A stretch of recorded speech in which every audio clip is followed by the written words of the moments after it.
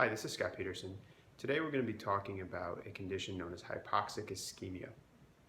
And in our practice, we see this condition arising in situations involving medication errors or medication overdoses. So let me give you an example of how this might show up. John is undergoing treatment for cancer. He goes in to see his oncologist with his wife. There's a nurse at the oncologist's office who is responsible for administering the treatment through a device.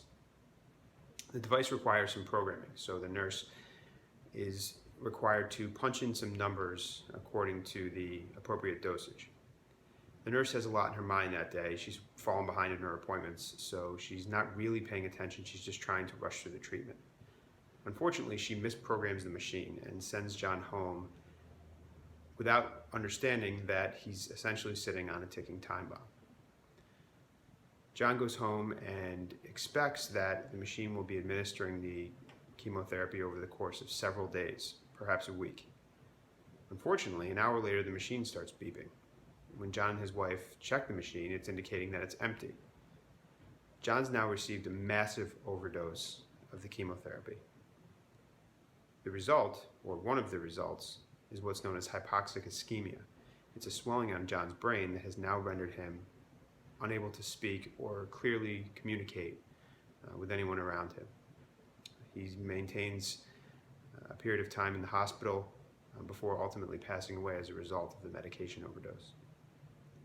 John's family comes to us and they want to know what happened and what they can do. Unfortunately, often when there's a medication error or medication overdose, physicians' practices or hospitals will go into a defense mode, and they won't give you any answers and they won't give you any records, and you as the family are in a position of not knowing what to do. We know that there are ways to get the records, and there are ways to determine if the employees have been disciplined in the past for similar types of behavior, but sometimes it's not easy. This is why when you or a family member have suffered from a medication overdose, you need to contact someone who's got some experience. If you have any questions about this, give us a call. We've been down this road before, and we're happy to help you get some answers in the situation of a medication overdose.